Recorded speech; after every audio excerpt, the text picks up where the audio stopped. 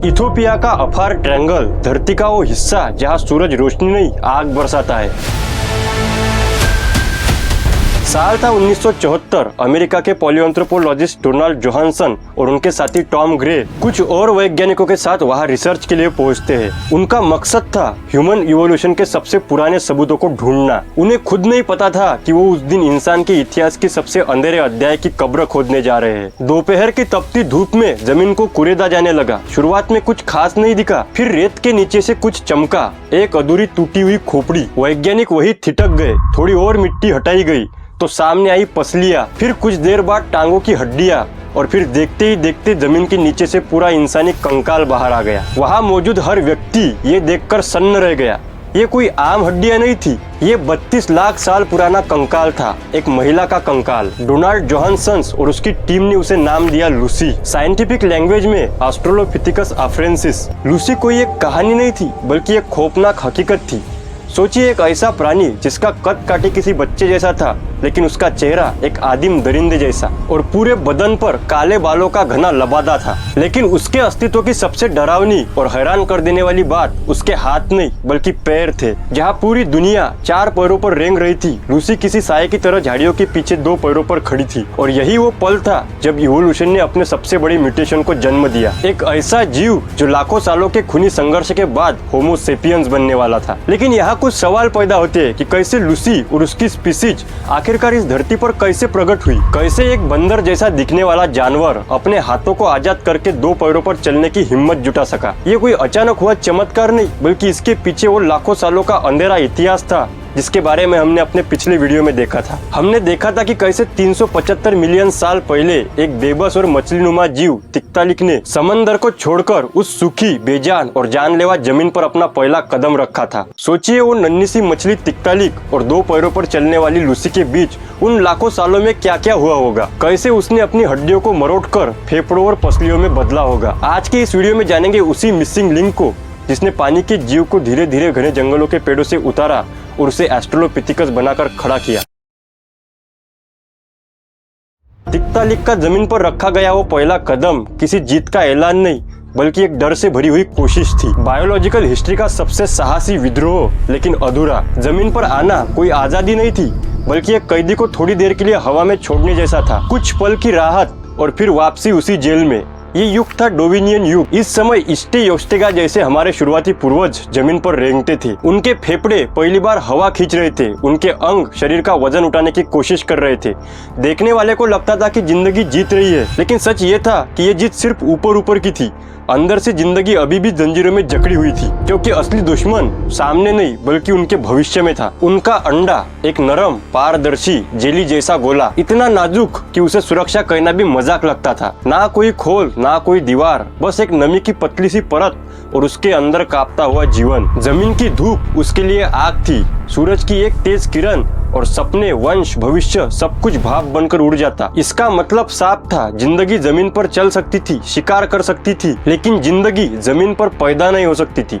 हर बार हर पीढ़ी को लौटना पड़ता था उसी पानी में, जहाँ मौत मछली की शक्ल में मुंह खोले इंतजार कर रही थी। यहीं पर आखिरकार प्रकृति ने खेल पलटने का फैसला किया।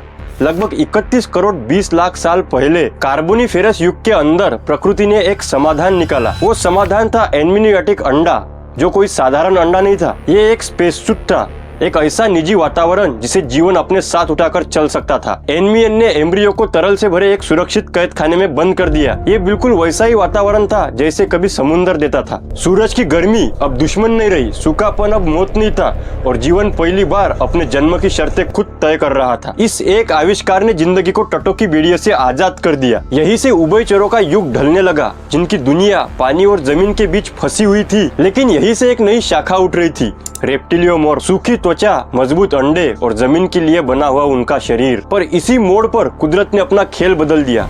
एक ही दुनिया, एक ही जमीन, पर आगे जाने के 2 बिल्कुल अलग रास्ते। कहानी 2 हिस्सों में टूट गई।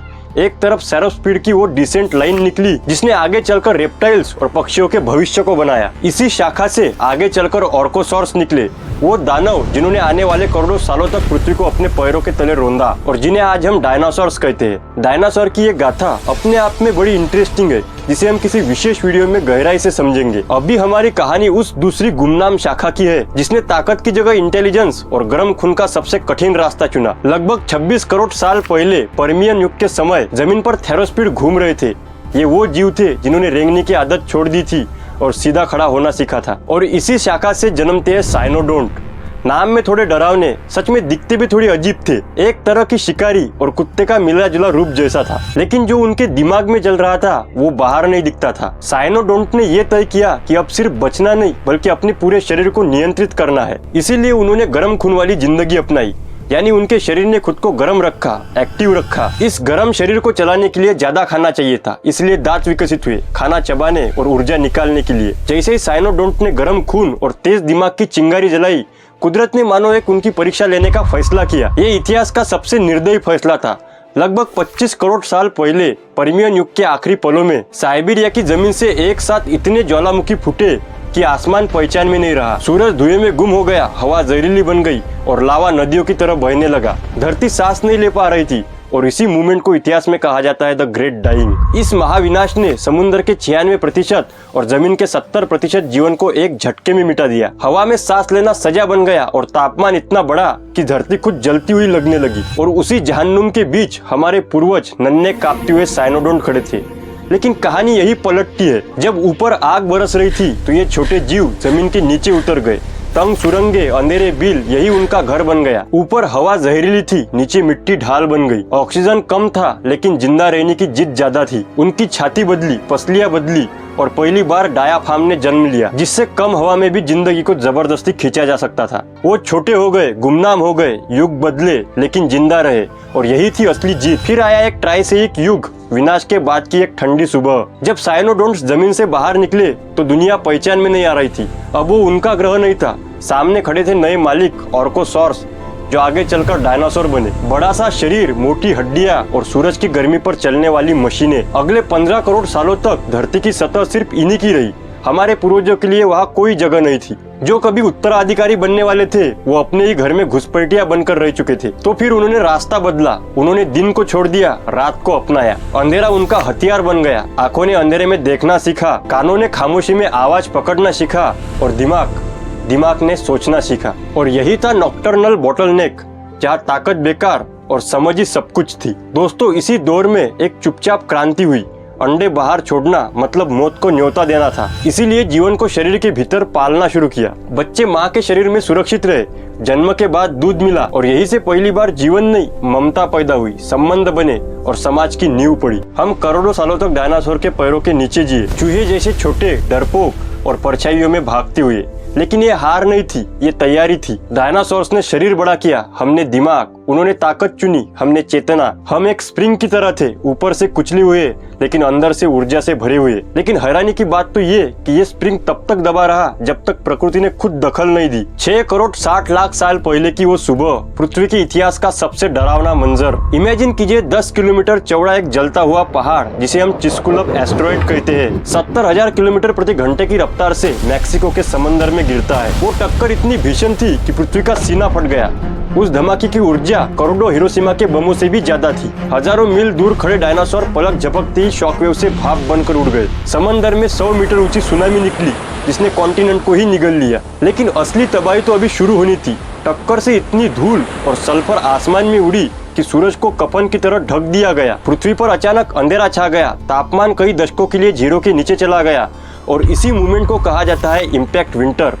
फोटोसिंथेसिस रुक गया, पेड़ पौधे मर गए और पूरी दुनिया की फूड चेन ताश के पत्तों की तरह ढह गई। टीरेक्स जैसे बड़े शिकारी जिन्हें हर दिन सैकड़ों किलो मांस चाहिए था, भूख और कड़कड़ाती ठंड के कारण तड़प तड़प कर खत्म हो गए। लेकिन इसी नरक के बीच हमारे वंश रेखा के सबसे जिद्दी योद्धा साइनोडोंट्स की विरासत उठाए अब पूरी तरह से मैमल्स बन चुके थे। ये मैमल्स जो पुर्गेटोरियस जैसे नन्हे जीव जमीन की गहराई में छिपे थे। ये सोचना भी रोंगटे खड़े कर देता है कि हम यहाँ आज इसलिए है क्योंकि हमारे पूर्वज महज चूहे के आकार के थे। उनका छोटा शरीर उनके लिए बायोलॉजिकल शील्ड बन गया। जहाँ डायनासोर को बड़ा शरीर बनाए रखने के लिए उन्हें ज्यादा खाना चाहिए था, वही इन मैमल्स को मुट्ठी भर कीड़ों या जड़ों से ऊर्जा मिल जाती थी। और सबसे चौंकाने वाली बात ये कि ये जीव अपॉर्चुनिस्टिक ओमनिवर्स थे, यानी ये सड़े हुए मांस से लेकर फंगिस तक सब कुछ खा सकते थे। उस वक्त पूरी दुनिया मर रही थी और ये मरे हुए जीवों को खाकर अपनी नस्ल बचा रहे थे। अब जैसे ही लगभग 1 लाख साल बाद आसमान साफ हुआ और सूरज की पहली किरण ने जमीन को छुआ, दुनिया के नए वारिस बाहर निकले। पेलियोसिन एरा की इस सुबह कोई कॉम्पिटिटर नहीं बचा था और इन मैमल्स ने वो कर दिखाया जिन्हें आज की भाषा में इवोल्यूशनरी लीप कहते हैं। प्रकृति ने इस खाली हो चुके जंगलों में इवोल्यूशन की नई बिसात बिछाई। मियासिड्स जैसे छोटे नेवले जैसे जीवों ने पेड़ों से उतरकर शिकार करना शुरू किया। यही से जीवन के 2 खुकार रास्ते अलग हुए। एक तरफ वो जीव निकले जो कुत्तों की तरह दिखते थे और जिनसे भेड़िए और भालू बने, और दूसरी तरफ बिल्लियों का खानदान शुरू हुआ। प्रोइलुरस जैसे जीवों से ही आगे चलकर जंगल का राजा शेर और फुर्तीले बाघों का जन्म हुआ। समंदर में पाकिसेट्स जैसे जीवों ने उतरकर व्हेल बनाने का सफर शुरू किया, तो जमीन पर पेरिपिक्टिस जैसे जीवों ने शाकाहारी साम्राज्य खड़ा किया। अब यहाँ से कहानी एक दिलचस्प मोड़ लेती है। लगभग यहाँ से 5.5 करोड़ साल पहले जब पृथ्वी गर्म हो रही थी, आर्किसिप्स जैसे शुरुआती प्राइमेट्स ने पेड़ों पर अपना डेरा जमाया। लेकिन असली गेम चेंजर मूवमेंट आया 2.5 करोड़ साल पहले मियासिन युग में। एक बहुत बड़ा बायोलॉजिकल स्प्लिट हुआ। एक तरफ बने बंदर जिनकी पूंछ थी और दूसरी तरफ पैदा हुआ हमारा खानदान होमोनोइडिया यानी एप्स। यहाँ लॉजिक बहुत सिंपल था। बंदरों ने पूंछ का इस्तेमाल अपने संतुलन के लिए किया, लेकिन एप्स ने अपना अलग रास्ता चुना।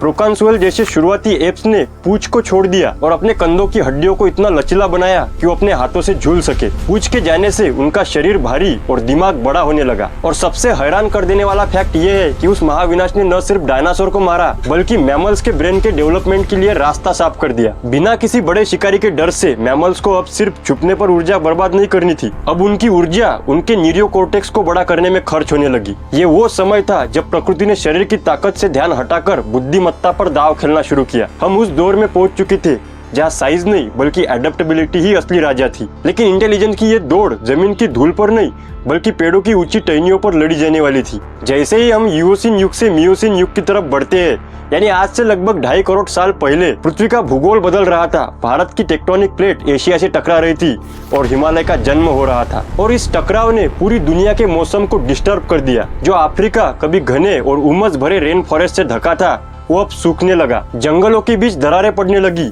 और घास के मैदान जिन्हें हम सवाना कहते हैं वो उभरने लगे। और यही से शुरू होता है हमारे पूर्वजों का सबसे बड़े अस्तित्व का संकट। इमेजिन कीजिए अपने आप को, आप एक प्रोकांसुल या डायपिथिकस है। आपकी पूरी दुनिया पेड़ों की ऊंचाई पर थी जहाँ फल बहुत ज्यादा थे, शिकारी भी पहुंच नहीं सकते थे। लेकिन अब क्लाइमेट चेंज की वजह से जंगल छट रहे थे। सिर्फ एक पेड़ से दूसरे पेड़ तक छलांग लगाना ही काफी नहीं था। अब आपको जमीन पर उतरकर उस खतरनाक घास के मैदान को पार करना था जहाँ भूखे शिकारी, बिल्लियां और लकड़बग्गे आपका इंतजार कर रहे थे। और यही वो पल था जब इवोल्यूशन ने हमें एक ऐसी चीज दी जिसने जानवर से इंसान बनाने की प्रोसेस शुरू कर दी। बायपेडलिज्म यानी 2 पैरों पर खड़ा होना। आज से लगभग 70 लाख साल पहले चाड के रेगिस्तान में एक ऐसा जीव घूम रहा था जिसे आज हम साइंडेंथ्रोपस कहते हैं। इसके खोपड़ी का ढांचा हमें एक चौंकाने वाली बात बताता है। ये जीव गर्दन को झुकाकर नहीं बल्कि अब सर को सीधा रखकर खड़ा होने लगा था। लेकिन क्यों?